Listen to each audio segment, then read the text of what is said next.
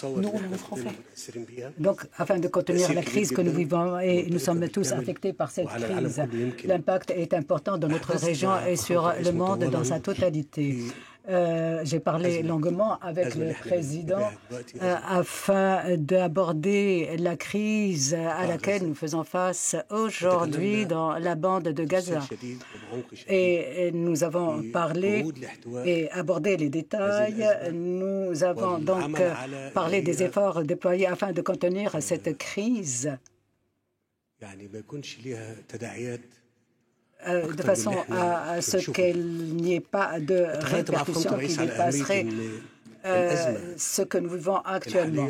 Avec son Excellence, le Président, nous avons décidé de déployer davantage d'efforts pour donc ne pas permettre d'escalade dans notre région et que les efforts qui sont déployés et que l'action menée se concentre sur la nécessité de contenir donc tous les problèmes dont souffre la bande de Gaza. Cela signifie qu'il faudrait essayer de réduire l'impact, la portée de la spirale de la violence pour donc mettre fin à cette violence dans la région, et cela va avoir un grand impact sur la région. Et nous avons ainsi besoin d'agir de façon intense afin d'empêcher la dégradation de la situation de notre région. Nous avons parlé également de l'importance d'apaiser, de désescalader donc les problèmes de la bande de Gaza. Ici, nous voudrions mettre l'accent sur un point. Je voudrais souligner le fait que le président Macron comprend parfaitement l'idée de déplacement des populations et également quitter la bande de Gaza en direction de l'Égypte est une question qui est absolument importante.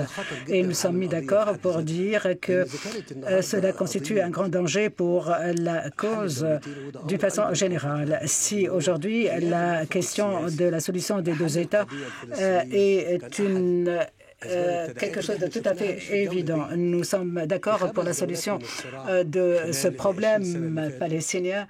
Et il faudrait donc nous avons abordé ces problèmes depuis une vingtaine d'années. Les souffrances sont nées des problèmes que nous avons constatés. Et nous sommes convenus de dire que les Palestiniens ne peuvent pas quitter leur territoire, alors que le territoire, car ils vivent sur leur propre territoire. La solution ne peut pas être hors de leur territoire. Donc, l'objectif est de liquider le mouvement Hamas et les bandes armées qui se trouvent dans la bande de Gaza. Cet objectif, nous savons tous parfaitement que c'est l'expérience que nous avons vécue à différents niveaux nous font comprendre que cela nécessite donc d'œuvrer pour éviter l'invasion terrestre de la bande de Gaza. Et c'est un point que je souhaiterais ici souligner, car cela pourrait avoir comme conséquence, cette invasion terrestre pourrait avoir comme conséquence un grand nombre de victimes, parmi les civils. Et jusqu'à présent, nous parlons d'environ 6 000 victimes, 6 000 personnes qui sont mortes parmi les civils dans la bande de Gaza, dont la moitié est constituée des enfants. Il faudrait prendre ceci en considération et il faudrait également prendre en considération la situation des civils quand ils sont face à des actions militaires dans la bande de Gaza. Autre chose et sur laquelle nous sommes mis d'accord, c'est la nécessité d'œuvrer avec sérieux pour l'acheminement de l'aide humanitaire et que cet acheminement soit proportionnel aux besoins des 3 millions de personnes qui vivent dans la bande de Gaza. Depuis le 7 octobre jusqu'à nos jours, 15 jours se sont déroulés et la bande est sous blocus complet. Il y a coupure d'électricité, d'eau et de carburant et ceci a un impact réel sur la situation humanitaire à l'intérieur de la bande de Gaza. Nous sommes convenus de dire qu'il est extrêmement important d'œuvrer afin de cheminer davantage d'aide humanitaire. Et ici, je voudrais adresser nos vifs remerciements au président qui a donc prévu d'envoyer un bateau hôpital pour une prestation de services médicaux au service des Palestiniens. Nous avons également abordé l'importance de gagner du temps afin de libérer davantage d'otages et les détenus qui se trouvent dans la bande de Gaza. Cela se fera par le truchement de l'apaisement et de la désescalade afin que l'on puisse œuvrer pour libérer un beaucoup plus grand nombre d'otages et détenus qui sont retenus auprès du Hamas. En Égypte, nous voulons jouer un rôle positif car nous comprenons et nous avons vécu le développement de la cause palestinienne. Cette cause qui est la cause de toutes les causes et pour toute la région. L'opinion publique arabe et musulmane est très affectée, en effet, et elle est consciente de l'importance d'une résolution de cette cause et peut-être que l'on peut se demander est-ce qu'on a une réelle chance de combattre le terrorisme. Je dis au président Macron que cette idée a commencé, a pris naissance dans les camps des réfugiés palestiniens et ceci suite au désespoir vécu par les Palestiniens. Il n'y avait pas d'espoir pour qu'ils puissent obtenir un État qui existerait côte à côte avec l'État palestinien et qui respecterait la sécurité des Israéliens et des Palestiniens avec toutes les garanties pour réaliser cet objectif. Cet espoir n'a pas connu d'aboutissement car nous avons constaté toutes les pratiques des dernières années pour ce qui est, par exemple, de la mosquée d'Al-Aqsa et l'expansion des colonies. Tout ceci n'a fait qu'alimenter l'état de haine, de colère, et nous avons besoin de mettre fin à cette situation. Nous avons besoin de réactiver le processus de paix dans la région et pour ce qui est de la solution à 2 États, nous sommes mis d'accord avec Monsieur le Président pour agir ensemble pour réaliser cet objectif. Il faudrait donc pour l'instant acheminer l'aide humanitaire et œuvrer pour éviter que d'autres parties n'entrent dans le conflit actuel. Et je voudrais une fois de plus adresser mes remerciements en mon nom personnel et au nom de toutes les personnes loyales, lui adresser mes remerciements au président Macron pour tous les efforts, pour les déplacements qu'il effectue afin de contenir cette crise. Et nous allons certainement réussir car notre dévouement en faveur des victimes civiles et des pacifistes nous permettront donc d'arriver à des résultats positifs. J'espère, ou de moins je vous remercie pour les efforts que vous avez déployés. Vous avez visité Israël, la Jordanie, Ramallah et aujourd'hui vous êtes en Égypte et vous avez accompli tout cela en 2 jours. Excellence, le Président, avec notre reconnaissance et nos remerciements qui vous sont adressés personnellement et à toute la France. Sachez qu'en Égypte, vous avez des amis qui sont soucieux de travailler main dans la main avec vous afin de réaliser la paix et afin de mettre fin à ce conflit. Car nous souffrons de la souffrance des victimes. Peut-être que pourrez-vous demander, est-ce que vous acceptez qu'il y ait une attaque à l'encontre des civils? Bien sûr que non. Nous condamnons tous les actes qui touchent les civils, quels que soient ces civils, sans distinction. car en effet, les civils n'ont rien à voir avec la colère, la haine, la souffrance et la situation dans laquelle nous nous trouvons aujourd'hui. Je voudrais dire qu'il est important que nous abordons ce point, qu'il est important d'en parler et avec en partant des mêmes normes et des mêmes standards. Les civils d'ici sont les mêmes civils que ceux d'ailleurs. Je vous remercie, Monsieur le Président, et je vous donne la parole. Merci beaucoup, Monsieur le Président. Merci pour votre accueil et vos mots. Et je suis à nouveau heureux d'être au Caire, à vos côtés, pour suivre le dialogue stratégique que nous entretenons ensemble depuis ces dernières années, dans un moment grave. En effet, vous venez de le rappeler, nous sommes en train de vivre une période éminemment sombre. Et dans de tels moments, il importe que nous puissions tout faire pour, en effet, éviter l'escalade, la montée des tensions. Rien ne justifie l'attaque terroriste du Hamas contre Israël. La France l'a condamné immédiatement, reconnaissant aussi à Israël le droit de se défendre, en respectant les règles du droit les règles de la guerre et du droit international humanitaire. Mais aujourd'hui, cette situation porte en elle plusieurs risques d'escalade dont nous avons parlé et la nécessité d'avoir une action urgente. La première, et je tiens ici à vous remercier tout particulièrement, Président, et saluer aussi à vos côtés les efforts faits par le Qatar, c'est de libérer nos otages. Plus de 200 otages sont aujourd'hui détenus par le Hamas.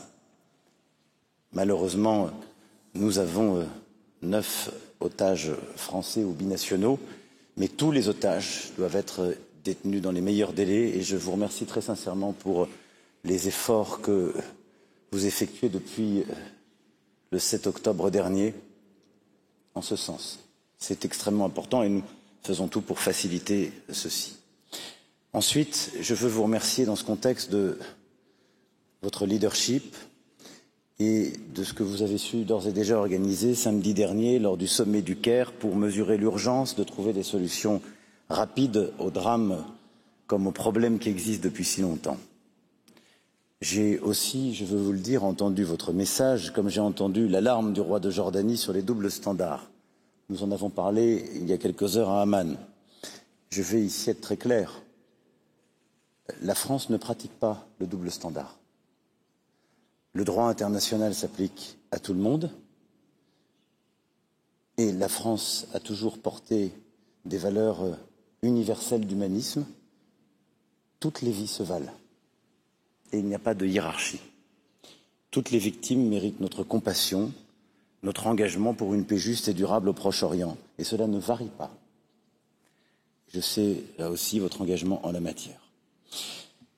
Reprenant la structure du propos du président Sissi à l'instant, ce que nous souhaitons bâtir, c'est au fond une initiative de paix et de sécurité qui puisse éviter l'escalade et traiter les causes profondes de la situation que nous vivons. Premier élément de réponse, c'est la lutte contre le terrorisme. Et je le dis parce qu'il y a eu une action terroriste gravissime qui a été menée le 7 octobre contre des nourrissons, des femmes, des enfants, des adultes, que rien ne justifie. Elle a aussi touché des Françaises et des Français. 31 de nos ressortissants ont été tués. Mais nous ne devons jamais céder face au terrorisme. Et je sais que vous y êtes ô combien attachés, vous qui avez tant fait dans notre pays contre plusieurs groupes terroristes. Et donc pour moi, le premier pilier de la réponse, c'est justement la coopération renforcée en matière de renseignement, de ciblage. Et c'est au fond de se dire tous ensemble, la bonne réponse est de coopérer, de tirer les enseignements de la coalition internationale contre Daesh, dans laquelle nous sommes engagés depuis plusieurs années, et de pouvoir prendre les mesures qui s'imposent contre les groupes terroristes qui nous touchent dans la région. Cela impose une coopération internationale, régionale. Ça suppose de cibler les terroristes pour protéger aussi et épargner les populations civiles, de coopérer en matière de renseignement et d'avoir des mesures multiples pour pouvoir les éradiquer. C'est un travail qui prend du temps, qui nécessite de la préparation et qui suppose un effort dans la durée. L'Égypte et la France savent ce qu'est la blessure du terrorisme et je pense que cet axe est extrêmement important. Le deuxième axe sur lequel nous souhaitons avancer, c'est la protection des populations civiles. Vous l'avez rappelé, Monsieur le Président, tout particulièrement les Palestiniennes et les Palestiniens. Il s'agit aujourd'hui de l'aide humanitaire qui doit arriver à Gaza sans entrave. Je salue ce que l'Égypte fait pour la population de Gaza aujourd'hui. J'ai eu l'occasion de l'évoquer hier, comme ce matin, avec le roi de Jordanie qui est aussi très engagé à travers un hôpital dont il assure justement la continuité. Et je l'ai évoqué hier avec le Premier ministre Netanyahou comme avec le président Mahmoud Abbas. La France en particulier beaucoup poussé pour que l'accès à l'eau soit totalement sécurisé et que l'accès à l'électricité, en particulier pour les hôpitaux, soit réouvert. Et donc nous continuerons ce travail qui est extrêmement urgent. J'ai pu échanger ce matin avec représentants de l'Agence des Nations Unies, l'UNRWA, en ce sens, la situation est critique. Et donc cette situation humanitaire, nous souhaitons avancer avec vous, à vos côtés. La France, comme vous le savez, agit d'ores et déjà pour soutenir cet effort en étant un contributeur important à l'UNRWA. Nous avons augmenté aussi notre aide de 10 millions d'euros ces dernières semaines à destination des populations palestiniennes. Et en étroite coordination avec vous, nous souhaitons utiliser les corridors et les voies que vous avez ouvertes. Un avion français se posera dès demain sur votre sol pour livrer du matériel médical. D'autres suivront. Et donc nous serons pleinement impliqués, en particulier sur l'accès aux médicaments et aux soins. Je veux aussi dire ici, le Président faisait référence, que suite aux discussions que j'ai pu avoir hier avec l'ensemble des interlocuteurs déjà évoqués, je voulais vous annoncer ici que j'ai pris la décision qu'un navire de notre marine nationale puisse appareiller prochainement pour soutenir les hôpitaux de Gaza. Il partira de Toulon dans les 48 prochaines heures. Il s'agit aussi des ressources financières que nous avons à mobiliser pour pourvoir aux besoins à Gaza comme en Cisjordanie. Et il s'agit aussi de la protection des femmes et des hommes. Et je vous remercie également pour la très bonne coopération pour protéger nos ressortissants. Nous avons 54 Français actuellement présents à Gaza, que nous souhaitons pouvoir protéger. Nous avons au total près de 170 Français employés, personnels de notre institut et ayant droit que nous souhaitons pouvoir protéger et le faire en lien étroit avec vous et vos services.